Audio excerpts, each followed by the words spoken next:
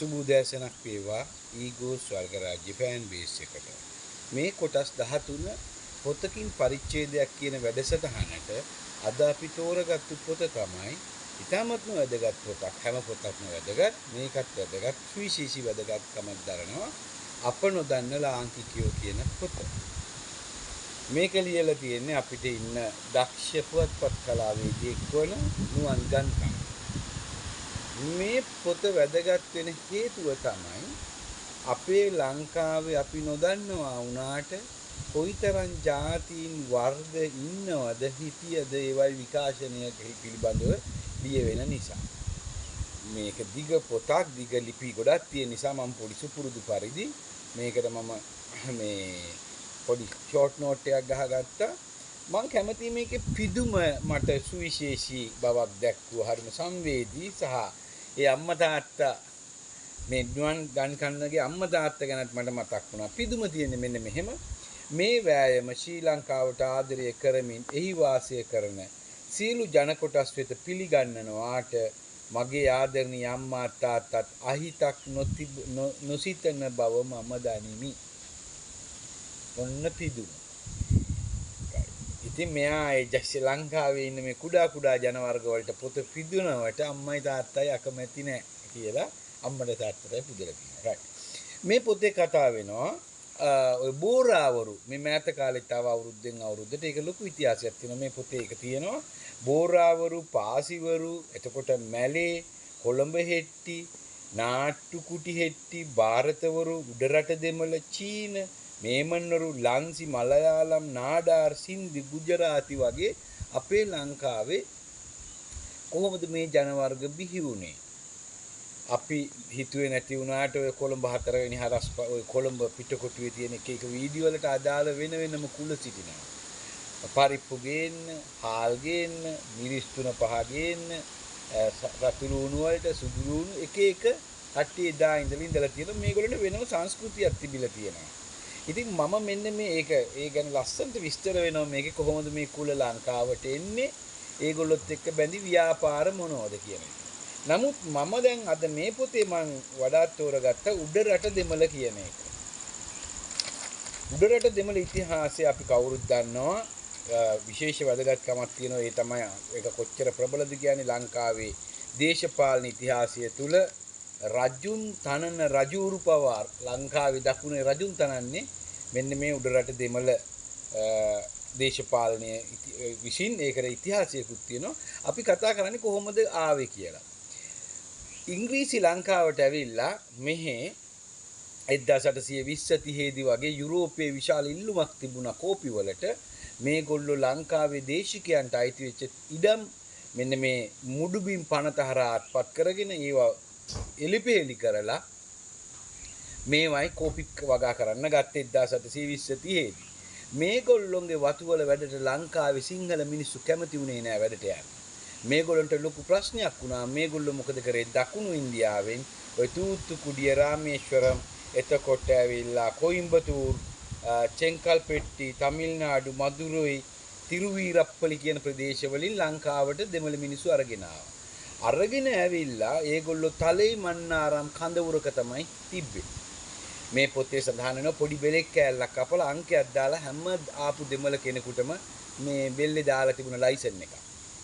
මේගොල්ලෝ ගාල් කරලා ඊටම දුක්ඛිත ජීවිතයක්. ඒ කියන්නේ ඇත්තටම බත් ටිකක් කන්න ආහාර ටිකක් විතරයි දුන්නේ මේගොල්ලන්ට. ඒ තරම් දකුණු ඉන්දියාවේ මිනිස්සුගේ ජන ජීවිතය ඒ වගේ එකක්. ඒගොල්ලන්ට ආහාර ඕන වෙලා මෙහෙට ආවා. ඒක ව්‍යාපාරයක්, වහල් ව්‍යාපාරයක් විදියට ආවා. ඇවිල්ලා මේගොල්ලෝ තලේ මන්නාරම ඉඳලා 70ක් 140ක් විතර ගියාගෙන යනවා කොහෙටද? කන්ද උඩරටට. මේකේ තියෙනවා මේකේ පොත අපේ මේ කතුවරයා ලියලා තියෙනවා. එයත් කියවලා තියෙනවා කාගේද රසාංගිකාද සිල්වා ශ්‍රී ලංකාවේ තේ ඉතිහාසය. ඒකත් ඉතාම හොඳ පොතක්. ඒකේ තියෙනවා 1841 ඉඳලා 1849 දක්වා 70000ක් විතර මැරිලා තියෙනවා. මෙන්න මේ ඉඳලා මේ කොහෙද තලෙමන්නාරම ඉඳලා කන්ද උඩරටට එනකොට දෙමළ මිනිස්සු මැරිලා තියෙනවා 70000ක් විතර. ඒ කියන්නේ ඒගොල්ලෝ ගැන කිසිම තැකීමක් කරලා නැහැ. උදාහරණයක් ඒ කියන්නේ 1000ක් එනකොට 140ක් 150ක් මැරෙනවා. ඒ වගේ. එතකොට මෙන්න මේ කෝපි වගාවෙන් පස්සේ කෝපි වලට ලෙඩක් හැදෙනවා. ඊට පස්සේ තේ වගාව එනවා. තේ වගාවත් එක්ක ආපහු මොකද කරන්නේ මේගොල්ලෝ දිගින් දිගටම මෙන්න මේ වහල් සේවයක් විදියට දකුණු ඉන්දියාවෙන් දෙමළ මිනිස්සු මෙහෙට අරගෙන එනවා. එතකොට 1867 අක්කර 1,25,000ක් විතර තිබුණා. ඒකට දිලීර හැදලා 1800 ඊට පස්සේ පටන් ගන්නවා තේ වගාව ආරම්භ කරනවා.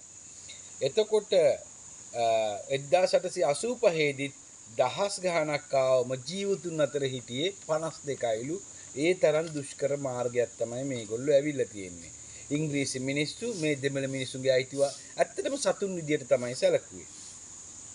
1892 දී මේ தත්ත්වය කල්පනා කරලා ඉන්දියාවේ කම්කරුවන් විකුණන ලංකාවට විකුණන මෙන්න මේ ව්‍යාපාරය තහනම් කරනවා ඉන්දියා ජාතික කොංග්‍රසයේ බලපෑමත් එක්ක. ඊට පස්සේ මේ තව තියෙනවා මේක කොහොමද කංකානිලා කොහොමද වැඩ කරන්නේ? බ්‍රිතාන්‍ය සහ මෙන්න මේ ගෙන එන දෙමළ ඉන්දියානු දකුණු ඉන්දියානු දෙමළ කම්කරුවන් අතර මැද පාලම තමයි කංකානි. කංකානි ඒ කාලේ හිටපු සුප්‍රසිද්ධ කංකානි කෙනෙක් තමයි කරුපයියා කියන්නේ. මට වෙන මගේ මාතෘකාව වෙන පැත්තකට යනවා. ඔයගොල්ලෝ මගේ ලිපි කියවනවා නම් අර මගේ ළඟ හිටියා ජෝසප් කියලා තමිල් කෙනෙක්. ඒ වගේම හිටියා නීලයි කියලා තමිල් කෙනෙක්. මේ පිරිමි ජෝසප් දවසක් නීලට කියලා තිබුණා සක්කිලියයි කියලා. සක්කිලි ගෑන. මට හොඳට මතකයි මේ නීල අඬ ජෝසප්ට කිව්වා මතක තියාගන්න මගේ නමේ අග ඇවිල්ලා කරුපයියා කියලා. ජෝසප්ට ඒක තේරුන්නේ නැහැ. අද මට තේරෙනවා මේ කරුපයියා කියලා කියන්නේ මේ කංකානීලට තියෙන නමක් සහ ඒගොල්ලෝගේ වාසගමක්. කංකානිල තමයි මේ කරුපයියල තමයි කංකානිල උනේ. මේක කොච්චර කරුපයියල ප්‍රබලද කියන්නේ ඉඩම් පවා වතු පවා මිලදී ගත්තා. එතකොට මෙන්න මේ ඒක අපි තව කරුපයිය කොහොමද කතා කරමු කොහොමද ඒක දේශපාලන වැඩ කරන්නේ කියලා පස්සෙට මෙන්න මේ බ්‍රිතාන්‍යයන් විසින් වතු වල ඇති කරලා ළමයි බලා ගන්න පුල්ලේ මඩු කියලා මධ්‍යස්ථාන. ඇත්තට මේගොල්ලෝ කරේ අම්මලට වැඩිහිටියන්ට වැඩිපුර වැඩ කරන්න ඕන නිසා ළමයින්ව වෙන තැන් වලට දාලා බලාගත්තු එක. ඒක ළමයි සම්බන්ධව කරපු ආදරණීය මැදිහත් වීමක් නෙවෙයි. සහ ඒගොල්ලෝ හුරු කරා ඔයගොල්ලොත් වත්තේ වැඩට යන්න ඕනේ කියලා. සහ අධ්‍යාපනය ලබා දුන්නා විශාල බලපෑම් එක්ක වෘත්තීය සමිති ක්‍රියාකාරකම් එක්ක තමයි ඉස්කෝලේ පහට විතරයි අධ්‍යාපනය ලබා දුන්නේ දෙමළ මිනිස්සුන්ට.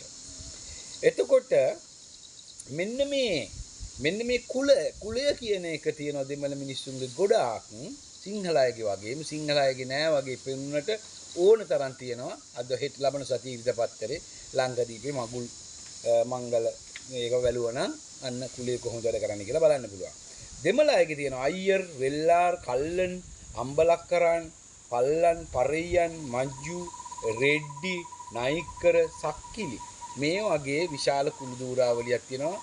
මෙච්චර කන්න නැති දකුණු ඉන්දියාවේ මේ තරම් ගැටලු තියාගෙන බඩගින්න නිසා මෙහි කම්කරු විදියට ඇවිල්ලා තලෙමන්නාරමේ දූපතක ඉන්නකොට මේ මධ්‍යස්ථානක ඉන්නකොට එක ටැප් එකයි තිබුණේ.